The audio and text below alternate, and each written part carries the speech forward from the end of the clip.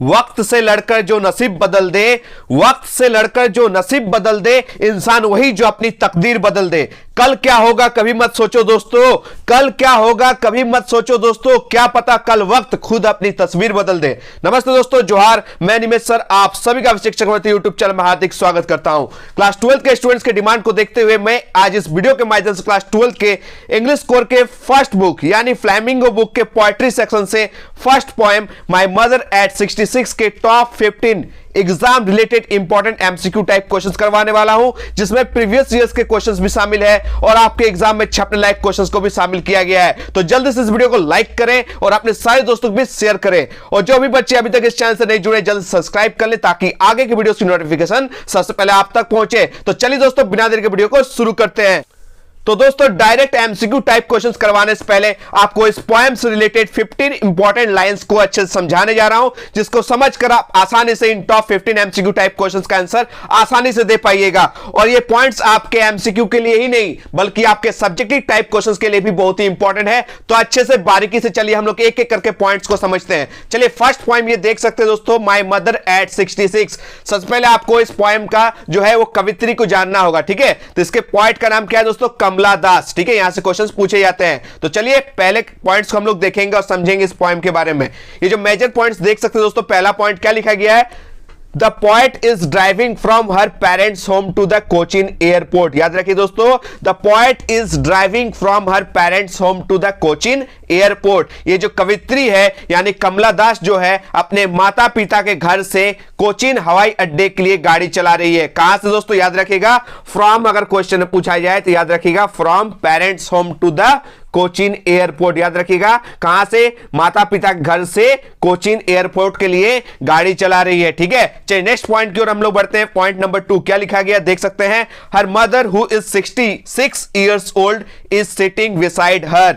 उसकी मां जो 66 साल की है, 66 इयर्स ओल्ड है, उसके पास जस्ट बगल में बिसाइड में बैठी हुई है। याद रखिएगा, इसलिए ना पोएम का नाम रखा गया है my mother eight 66। That means ये जो पोएट है, कवित्री है, उनके मम्मी का उम्र अभी कितना हो रहा है दोस्तों? 66 साल। याद रखिएगा 66, इसलिए पोएम का नाम रखा गया है माय मदर एट 66। चलिए नेक्स्ट पॉइंट की ओर हम लोग बढ़ेंगे। पॉइंट नंबर 3 देख सकते हैं दोस्तों, क्या पूछा गया, लिखा क्या गया पॉइंट नंबर 3 में?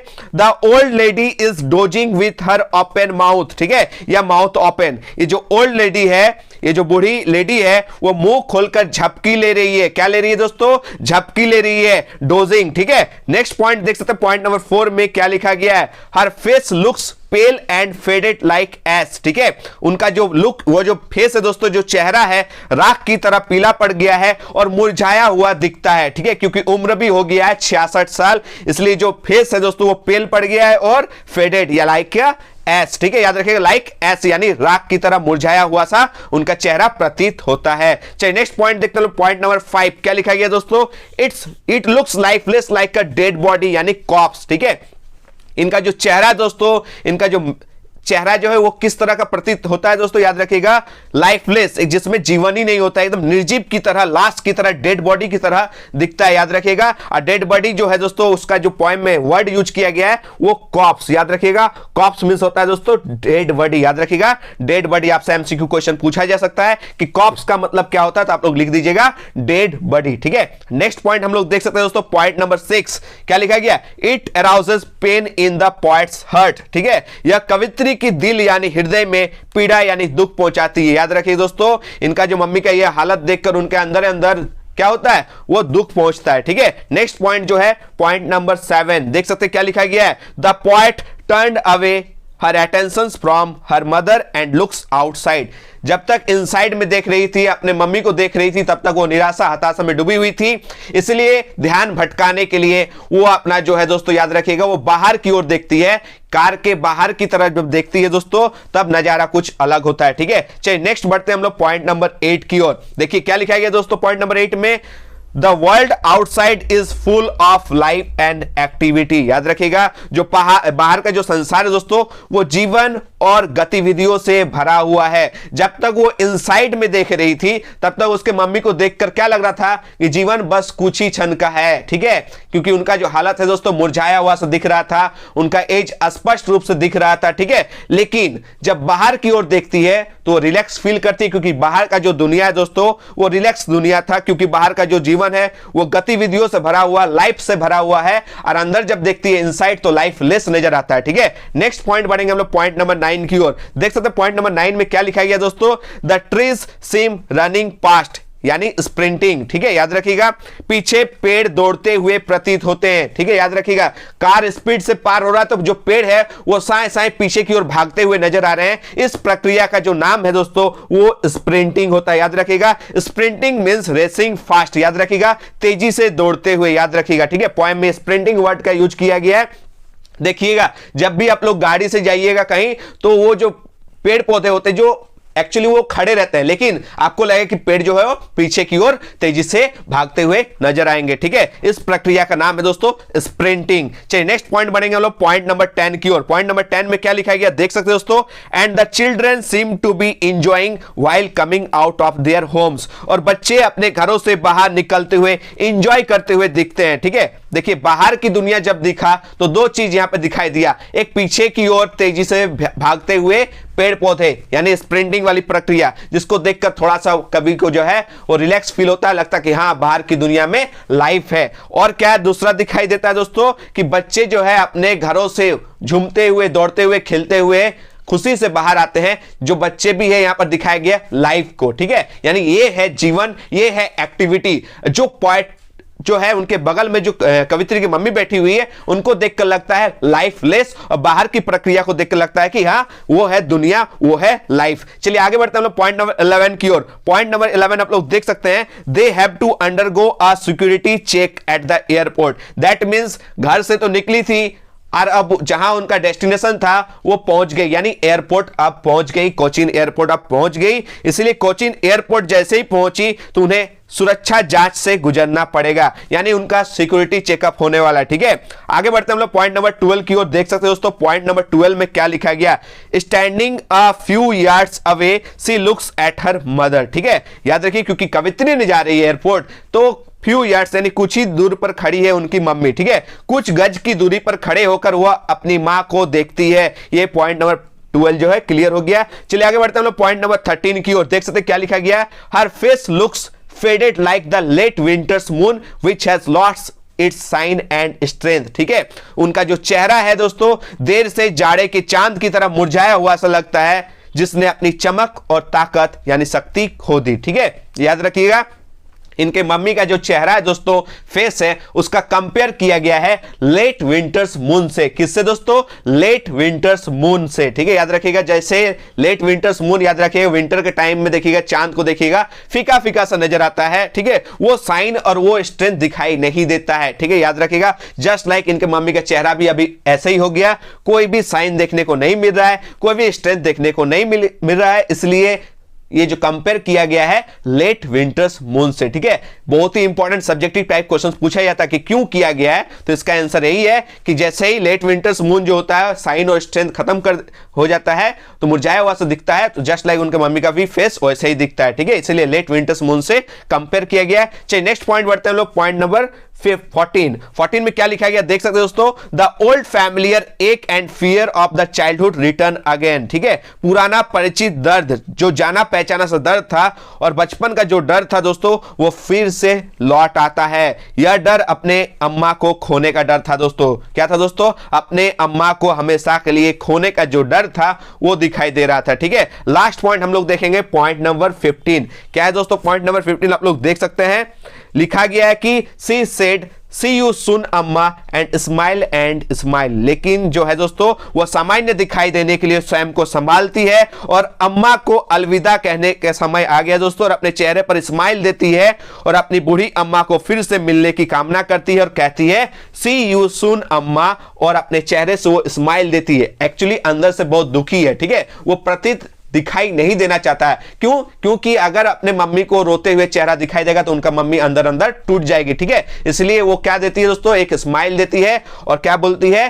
सी यू सून अम्मा, ठीक है, जल्द मिलेंगे अम्मा। ये थे दोस्तों टॉप 15 जो है पॉइंट्स। अगर ये पॉइंट्स को आप लोग आसानी से समझ गए तो आप लोग फटाफट 15 जो एमसीक्यू क्वेश्चंस है धड़ाधड़ आंसर दीजिएगा। चलिए स्टार्ट करेंगे हम लोग एक एक करके 15 एमसीक्यू क्वेश्चंस। चलिए देखते हैं। अगर आप लोग चैनल को सब्सक्राइब नहीं किए तो जल्दी सब्सक्राइब कर लीजिए, लाइक कीजिए और अपने सारे दोस्तों भी शेयर कीजिए, ठीक है। तो चलिए पहला इंपॉर्टेंट क्वेश्चन आप लोग देख सकते हैं, क्या है, Who is the poet of the poem My Mother at 66? बहुत ही इंपॉर्टेंट क्वेश्चन है, ठीक है। पूछा गया क्वेश्चन है कि My Mother at 66 कविता के कवित्री कौन है। तो जस्ट मैंने बताया तो दोस्तों क्या हो जाएगा इसका correct answer, option A is the correct answer, Kamala Das, ठीक है। चलिए आगे बढ़ते हैं हम लोग क्वेश्चन नंबर 2 की ओर। क्या पूछा गया देख सकते हैं, कमला दास वाज ए डैश, ठीक है, यानी कमला दास जो थी वो क्या थी, बंगाली थी या फिर पंजाबी थी या केरलाइट थी या फिर गुजराती थी। तो याद रखिए दोस्तों इसका सटीक आंसर हो जाएगा केरलाइट, ऑप्शन जो सी है वो करेक्ट आंसर है, Keralite is the correct answer क्योंकि वो केरल से थी, ठीक है। चलिए नेक्स्ट क्वेश्चन की ओर हम लोग बढ़ेंगे, क्वेश्चन नंबर 3 की ओर।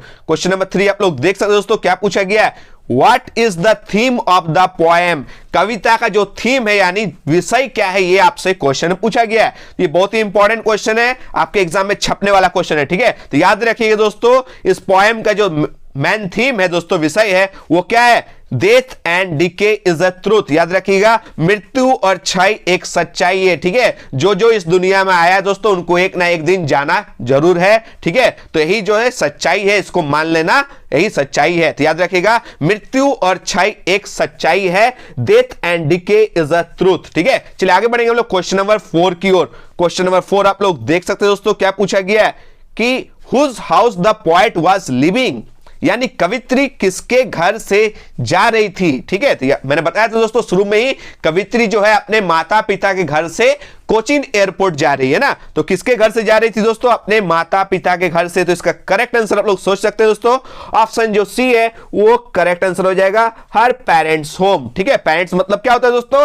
माता पिता, ठीक है। चलिए आगे बढ़ते हैं हम लोग क्वेश्चन नंबर 5 की ओर। क्वेश्चन नंबर 5 आप लोग देख सकते हैं दोस्तों, क्या पूछा गया है, the poet Kamala Das was driving from her dash, ठीक है। यहां पर क्वेश्चन पूछा गया है ड्राइविंग फ्रॉम, मैंने बताया था दोस्तों फ्रॉम मतलब जहां से, तो कवित्री कमला दास कहां से गाड़ी चला रही थी, तो याद रखिएगा ऑप्शन ए जो करेक्ट आंसर हो जाएगा, पेरेंट्स होम से। किससे दोस्तों, पेरेंट्स होम से, ठीक है। चलिए आगे बढ़ते हैं हम लोग क्वेश्चन नंबर 6 की ओर। क्वेश्चन 6 आप लोग देख सकते हैं दोस्तों, क्या पूछा गया, where was the poet driving to, यहां पे ड्राइविंग टू पूछा गया, ठीक है। जब फ्रॉम पूछा गया था आप लोग पेरेंट्स होम को टिक किए, लेकिन यहां क्वेश्चन पूछा गया है where was the poet driving to, यानी कवित्री कहां जा रही थी। तो इसका करेक्ट आंसर हो जाएगा दोस्तों कोचीन एयरपोर्ट, ऑप्शन जो बी है वो करेक्ट आंसर हो जाएगा, ठीक है। जैसे हम लोग बोलते हैं ना I am going to school, मैं स्कूल जा रही हूं, तो उसी तरह हो गया यहां पर क्वेश्चन पूछा गया ड्राइविंग टू कहां के लिए गाड़ी चला रही है, यानी कहां जा रही है, तो Cochin airport is the correct answer, option B is the correct answer. चलिए आगे बढ़ते हैं हम लोग क्वेश्चन नंबर 7 की ओर।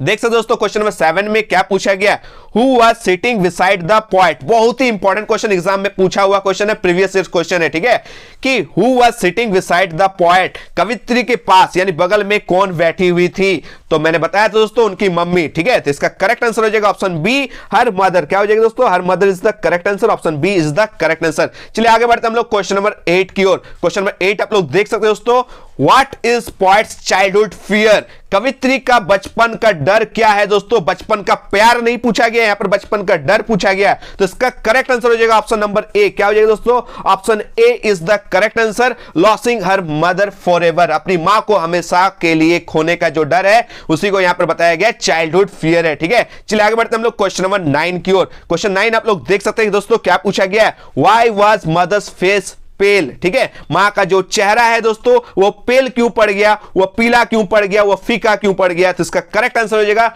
ड्यू टू हर एज, ठीक है। याद रखिएगा उनकी बढ़ती उम्र कारण, उनके उम्र कारण जो है उनका जो चेहरा है वो फीका पड़ गया, पीला पड़ गया। चलिए आगे बढ़ते हैं हम लोग क्वेश्चन नंबर 10 की ओर। क्वेश्चन नंबर 10 आप लोग देख सकते हो दोस्तों, क्या पूछा गया है, When the poet looked at her mother again, she felt a pang of death, ठीक है। जब कवित्री ने अपने मम्मी को फिर से जब देखा तो याद रखिएगा उसे कैसा दर्द हुआ, ये आपसे क्वेश्चन में पूछा गया। वही जाना पहचाना सा डर, वही बचपन का डर जिसे कहा गया हर फैमिलियर एक, यानी उसका जाना पहचाना सा डर जो है वो स्टार्ट हो गया था। चलिए आगे बढ़ते हैं हम लोग क्वेश्चन नंबर 11 की ओर। क्वेश्चन नंबर 11 आप लोग देख सकते हो दोस्तों क्या क्वेश्चन पूछा गया है। बहुत ही इंपॉर्टेंट क्वेश्चन है, प्रीवियस ईयर क्वेश्चन से ये क्वेश्चन पूछा गया है, ठीक है, याद रखिएगा, जैक का फेवरेट क्वेश्चन है।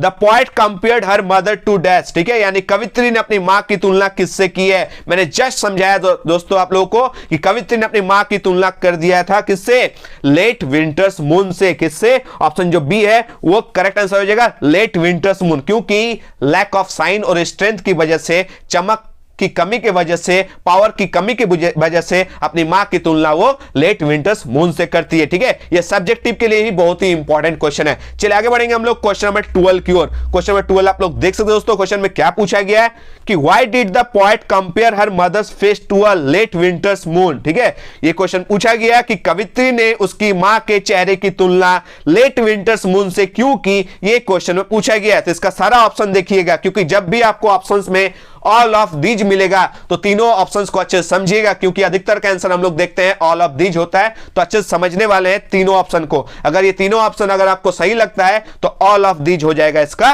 Correct answer. तो पहला ऑप्शन आप लोग देख सकते हैं, डल फेस, यानी सुस्त चेहरा। याद रखिए दोस्तों, सुस्त चेहरा तो एकदम था दोस्तों, क्योंकि एज हो गया तो सुस्त चेहरा पड़ गया था, क्योंकि कोई भी साइन देखने को नहीं मिल रहा था।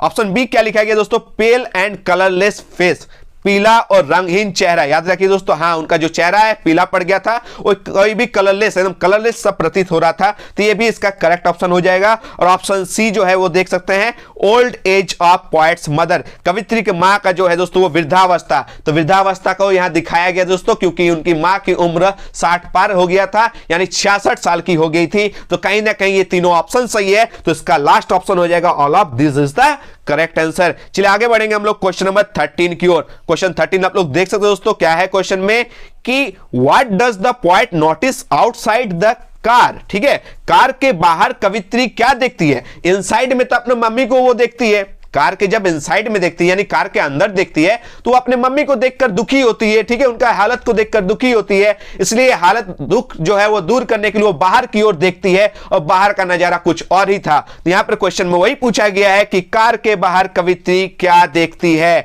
तो इसका जो करेक्ट आंसर हो जाएगा ऑप्शन ए, अच्छे से मैंने समझाया था, स्प्रिंटिंग ट्रीज को देखती है, पीछे की ओर तेजी से भागते हुए पेड़ पौधों को देखती है, और दूसरा रनिंग चिल्ड्रन, यानी खुशी से झूमते हुए बाहर जो घर से बाहर जो बच्चे खेलने के लिए बाहर निकलते हैं वो सब देखकर जो है वही ना देखती है, तो यही आउटसाइड में देखती है कार के, याद रखिएगा, और इनसाइड में अपनी मम्मी को देखती है। चलिए आगे बढ़ेंगे क्वेश्चन नंबर 14 की ओर। क्वेश्चन नंबर 14 आप लोग देख सकते हो दोस्तों, क्या पूछा गया है, what were the words she used while parting from her mother. याद रखिएगा, अपनी मां से बिछड़ते समय उसने किन शब्दों का इस्तेमाल किया था। तो ये मैंने बताया था दोस्तों, ठीक है, लास्ट में एक ही वर्ड यूज की थी, सॉरी एक ही लाइन यूज की थी, सी यू सून अम्मा, ठीक है, ये पार्टिंग वर्ड्स था, ठीक है, जैसे हम लोग किसी से बिछड़ते टाइम क्या बोलते हैं, टाटा, क्या बोलते हैं, टाटा, या फिर बाय बाय करते हैं, उसी तरह कवित्री अपने मम्मी से क्या बोलती है, ये आपसे क्वेश्चन में पूछा गया। तो इसका करेक्ट आंसर हो जाएगा सी यू सुन अम्मा। क्या बोलती है, सी यू सुन अम्मा, उन लोग अम्मा बोलती है, ठीक है, मां माता जी नहीं, याद रखिएगा। क्या बोली दोस्तों, सी यू सुन अम्मा, जल्द मिलेंगे अम्मा, ये लाइन बोलती है बिछड़ते टाइम, ठीक है। आज का लास्ट और अंतिम क्वेश्चन हम लोग देखेंगे दोस्तों, क्वेश्चन नंबर 15 की ओर। देख सकते हैं दोस्तों, क्वेश्चन नंबर 15 में क्या पूछा गया है कि what was the expression of the poet's face while parting from her mother, ठीक है, यानी अपने मां से बिछड़ते समय कवित्री के चेहरे पर क्या भाव थे, ठीक है, तो वो चेहरे से वो क्या की दोस्तों, मुस्कुराई, यानी स्माइल दी। तो इसका करेक्ट आंसर आप लोग समझ सकते हैं क्या हो जाएगा दोस्तों, ऑप्शन जो बी है वो करेक्ट आंसर हो जाएगा, स्माइलिंग, ठीक है, याद रखिएगा, स्माइल देते हुए वो क्या कहती है, सी यू सुन अम्मा, ठीक है, तो उनका जो फेस का एक्सप्रेशन था वो स्माइलिंग था, ठीक है, याद रखिए, इसलिए smiling is the correct answer. देख सकते हो दोस्तों, ये मेरा फोटो, ये नाम है अनिमेश सर, ठीक है, आप लोग इंस्टाग्राम आईडी में अगर फॉलो नहीं किए तो जाकर वहां कर सकते हैं, कोई भी डाउट्स होगा आप वहां पर बेझिझक पूछ सकते हैं, ठीक है। और बहुत ही धुआंधार तरीके से इंग्लिश कोर्स का तैयारी इस चैनल के माध्यम से करवाया जा रहा है। आपको इकोनॉमिक्स का भी अच्छे से तैयारी करवाया जा रहा है, और किन किन सब्जेक्ट में आपको प्रॉब्लम होती है कमेंट बॉक्स में जरूर बताइएगा।